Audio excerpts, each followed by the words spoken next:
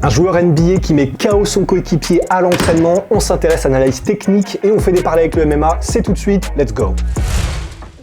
On est aujourd'hui avec Draymond Green et Jordan Poole qui sont tous les deux des joueurs de NBA. Apparemment, il y avait un bif puisque Jordan Poole serait un peu le rookie de l'équipe des Golden State Warriors, et Draymond Green qui serait un peu le vétéran, qui voulait recadrer un peu le petit nouveau qui trash talk. Bon voilà, c'est comme ça qu'apparemment ça s'est passé. Les querelles dans les équipes, ça c'est vieux comme le monde. En MMA, des guerres au sein des mêmes gyms, il y en a eu plein. Alors, ce qui se passe ensuite, c'est il y a du trash talk de la part de Jordan Poole et ça attire l'attention de Draymond Green qui est à l'autre bout de la zone des 3 points. Il entend ça et là forcément ça lui plaît pas, il se dit je vais faire quelque chose. Ce qui est assez intéressant aussi, c'est de noter que Nate Diaz, lors du combat contre Benson Henderson pour le combat de championnat, l'équipe du champion à l'époque, Benson Henderson, avait entraîné leurs combattants à recevoir des insultes et du trash talk pendant le camp d'entraînement, pour s'habituer à être insultés constamment et à rester calme lors de l'avalanche verbale en fait.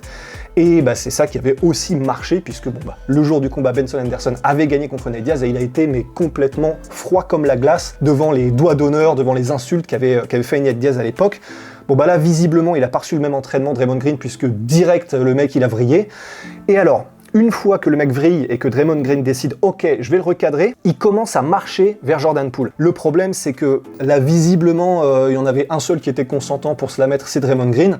Donc, il arrive, il commence à marcher vers son coéquipier. On ne sait pas ce qu'il va faire à ce moment-là, Draymond Green. Et Jordan Poole, le premier, il se dit « Bon, il arrive vers moi, ça va se pousser, ça va commencer à se mettre du front contre front, il se doute pas de ce qui va se passer. Ça va être ultra violent, mais ils le savent pas encore. » Il y a des combattants comme ceux-là dans le monde du MMA, on pense notamment à ceux qui sont extrêmement explosifs, et tellement explosifs d'ailleurs, qu'en fait ils sont obligés d'économiser un petit peu leur réservoir d'énergie, parce que s'ils explosent tout le temps, en fait, ils vont être crevés en 3 minutes. On a des combattants comme Yoel Romero ou Tyron Woodley, ils se mettent dans un faux rythme comme ça, pendant genre 1, 2, 3 minutes, ils bougent pas, ils avancent un peu, ils font une petite feinte, ils reculent, et tu commences à avoir une fausse impression de sécurité, parce que tu dis, il déclenche pas, il est un peu mou, il est un peu lent, et d'un coup d'un seul, il explose.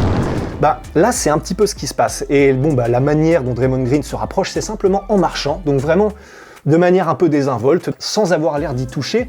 Et une fois que les deux sont rapprochés l'un vers l'autre, là clairement, Draymond Green il est agressif à mort. Donc il a collé son buste contre celui de son coéquipier, il veut la bagarre. À ce moment-là, ce qu'aurait peut-être pu faire Jordan Poole, et là je vous renvoie, il faut absolument que vous alliez voir la vidéo YouTube de Bas Rutten sur le self-défense, Bas Rutten, ancien champion UFC qui a été videur dans plein de bars et de boîtes de nuit.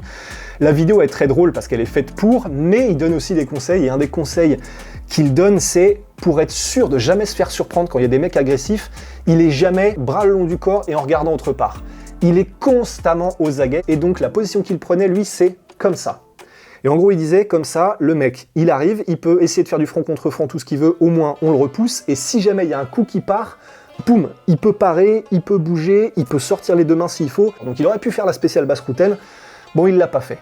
Ce qu'il fait en revanche, c'est qu'il pousse Draymond Green. Il n'a pas envie d'échanger des droites, donc il repousse Draymond Green. Technique qui est aussi utilisée par beaucoup de combattants, on n'y pense pas souvent, mais pousser en fait pour déséquilibrer et ensuite mettre un low kick parce que la personne en face n'est plus sur ses appuis comme il faut, ou juste pour pousser pour se désengager d'un clinch, c'est un truc qui n'est pas fait finalement très souvent. Il pousse.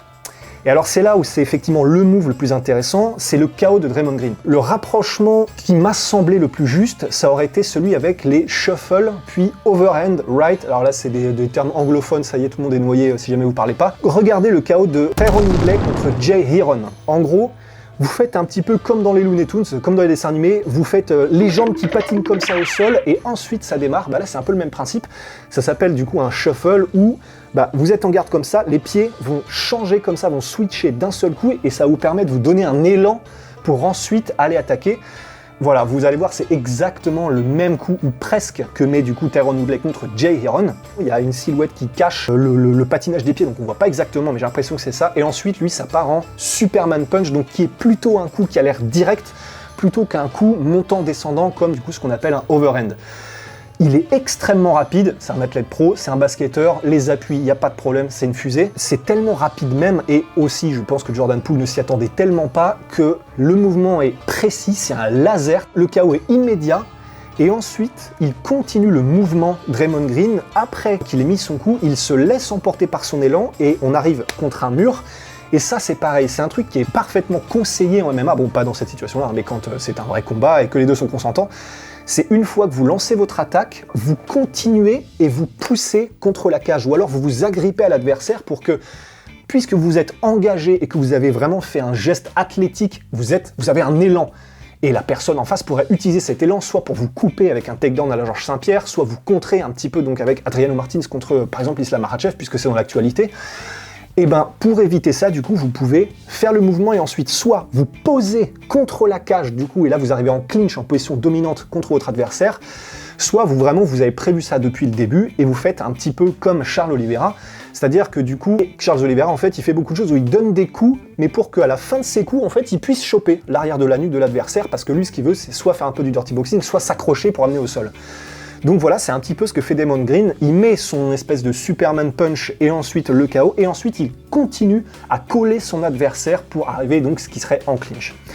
Mais en tout cas voilà, c'était l'analyse technique d'un geste qui est bon clairement un sale geste parce qu'il y en a un des deux qui avait absolument pas envie de participer à tout ça physiquement. On espère que ça vous a plu, pouce bleu si ça vous a plu, abonnez-vous, ça nous aide énormément. À la prochaine, ciao.